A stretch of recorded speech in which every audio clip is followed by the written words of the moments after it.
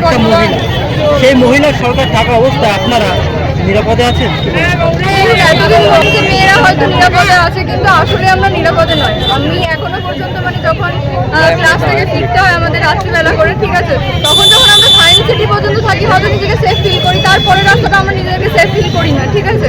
তো সেখান থেকে দাঁড়িয়ে আমরা কোনোখানেই সেফ না, আমরা বাড়িতে সেফ, ঠিক আছে। বাড়িতেও এমন কিছু লোক এসে থাকে যারা আমাদের চোখ দিয়ে এমনভাবে দেখে তখন মানে আমাদের নিজেদেরকেই লজ্জা, মানে আমার নিজেদের লজ্জা লাগে। তো সেখানে আমরা বাড়িতেও সেফ নই সেরকমভাবে, দেখতে গেলে আমরা রাস্তাঘাটে একদমই সেফ নই। একটা ডাক্তার যেখানে মানে হসপিটালে সেফ হয়ে গেলে আমরা বাইরে কি করে সেফ থাকবো বলুন? হ্যাঁ, এটাই তো প্রশ্ন, যেখানে একজন ডাক্তার মহিলা সুরক্ষিত নেই সেখানে সাধারণ মহিলা কিভাবে সুরক্ষিত থাকবে? হ্যাঁ, আমরা চাই যে আমাদের নিরাপত্তা দেওয়া হোক। সরকার কেন দেখছে না? এই যে একজন মানে ধর্ষিত নারীর প্রতি ওই দেখা গেল যে ওই একজনকে বার করা হয়েছে, একজনের পক্ষে কোনোদিন সম্ভব হয় না একটা মেয়ে ওরকমভাবে ধর্ষণ করা। তো সেখান থেকে দাঁড়িয়ে আমার একটাই দাবি যে আমাদের দিকে একটু প্রোটেকশন বাড়ানো হোক। কেন থাকবে? আর একজন যে এই যে ধর্ষিত যে হয়েছে তার মানে একটা হসপিটালে একটা সিকিউরিটি গার্ড কি করে ঢুকতে পারে অত রাত্রিবেলা, ঠিক আছে। সেখান থেকে দাঁড়িয়ে মানে আমরা সবাই মিলে যে আমাদের প্রোটেকশন বাড়ানো হোক, যেটা নিরাপত্তা, আমরা নিরাপত্তায় ঢুকছি, মানে আমরা কোথাও থেকে ফিরতে গেলে আমাদের ভাবতে হবে না। আমাদের বাড়ি থেকে মা বাবা ছাড়ছে না যে না ক্লাসে যেতে হবে না, কারণ রাত্রিবেলা ফিরতে হয়। যে রাজ্যের আমার নাম জ্যোতি মহলান। যেই রাজ্যের দায়িত্বে একজন মহিলা আছেন সেই রাজ্যে মহিলারা সুরক্ষিত নেই। এইটার ব্যাপারে আমি কি বলতে পারি বলুন, কারণ তিনি নিজের মতো করে দেশ চালাচ্ছেন, রাজ্য চালাচ্ছেন, ঠিক আছে। তারপরে হচ্ছে যে সেই নারী ধর্ষিত, ঠিক আছে, সেখান থেকে উনি তো ওনার কিছু আমি এখন বলতে শুনিনি, কোনো রিপোর্টে দেখি যে উনি কিছু বলেছেন বা উনি কিছু করেছেন। প্রশাসন দেখছেন, প্রশাসন কতটা দেখছেন সেটাও আমরা ঠিক করে জানি, ঠিক আছে। একজনকে খুঁজে বার করা হয়েছে, তার এখনো কোনো শাস্তি সেরকমভাবে এখন হয়ও সেখান থেকে আমরা কোনো জায়গায় সেফ না। তাহলে না, অবশ্যই যেখানে আমাদের দিদি থাকা মানে আছে, সেখানে একটা নারী মানে একটা ডাক্তার এতখানি যিনি আমাদের সবসময় পাশে থাকবেন, ঠিক আছে। আমাদের শরীর খারাপ থেকে আরম্ভ করে সব কিছু তাদেরকে দেখতে হবে, সেখানে ওই মানুষটাই সেফ নেই। তাহলে আমরা তো সাধারণ ডাক্তার মানুষ, তো আমরা ভগবান বলে থাকি, ভগবান যদি সেফ না থাকে তো আমরা সাধারণ মানুষ কি করে সেফ থাকবো? সত্যি কথা বলতে কি, এই যে ঘটনা ঘটেছে এরপরে তো আমার নিজেকে একটু সুরক্ষিত বলে আমার মনে হচ্ছে না।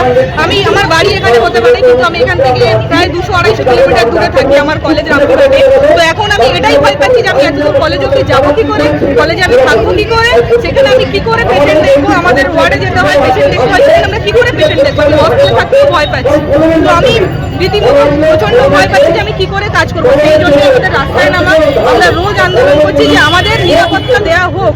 দিদি চলে গেছে, দিদিকে তো আমরা আর ফেরত পাবো না, কিন্তু দিদি যারা এই হত্যা করেছে, নির্মমভাবে দিদিকে যে হত্যা করা হয়েছে, সেই হত্যাকারীদের খুঁজে বের করা হোক, তাদের কঠোরতম শাস্তি দেওয়া হোক। আর এইরকম কাজ যেন দ্বিতীয়বার আর কোনো নারীর সাথে না ঘটে, এটাই আমরা চাইছি। মনে করছেন? অবশ্যই মনে হচ্ছে প্রথম দিন থেকে ভুলের পর ভুল ইনফরমেশন দেওয়া হচ্ছে আমাদের।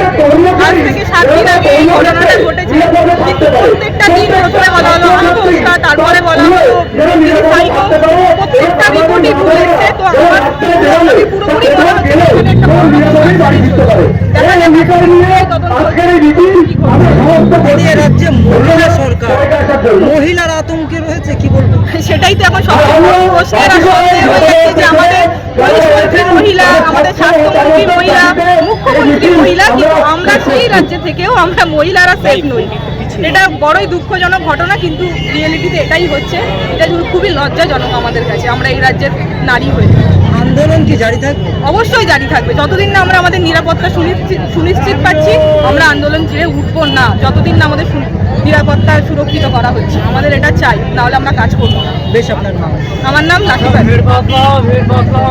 তাও করে দিল, এটা তো মারাত্মক অন্যায় কাজ, এটা তো করা তাদের উচিত হয়নি। তারপর পোস্টমর্টমে যখন করা হবে তখন বাড়ির লোক অঞ্চলে একজন থাকবে, নিয়ম আছে, বাড়ির লোককে তখন টাকা নিজেরা পোস্টমর্টম সেই রিপোর্ট প্রকাশ করেছে, এবং সম্পূর্ণ ভুল আমাদের কাছে।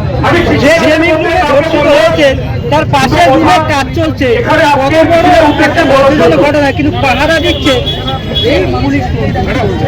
এগুলো তো সমস্ত গটা পেজ আমরা বাইরে থেকে বুঝতে পারছি, এগুলো আমাদের বলার কিছু নেই এবং সাধারণ লোক বুঝতে পারছি এগুলো গটা সমস্ত নিজেদের লোক রয়েছে এখানে। মানে পর্দার আড়ালে রাজনৈতিক দলের কারসাজি। হ্যাঁ, একদম একদম কারসাজি চলছে, 100% কারসাজি চলছে এখানে। আচ্ছা, যে যে রাজ্যে একজন মহিলা নেত্রী, সেই রাজ্যে মহিলারা সুরক্ষিত নেই, কি বলবেন? আমরা তো প্রোটেকশনে নেই। বলছি একটুখানি তোমরা একটু পিছনে আসবে, ইউনিভার্সিটির ওই যে ছেলেটা আমাদের আশাকর্মীর ছেলে ছিল, এবার সে এখনো পর্যন্ত বিচার পায়নি। তাকে তাকে শাস্তি দিয়েছে, কিন্তু এটা করা উচিত হয়নি। তার জাস্টিস পাবে বলে আমরা আশা করছি না।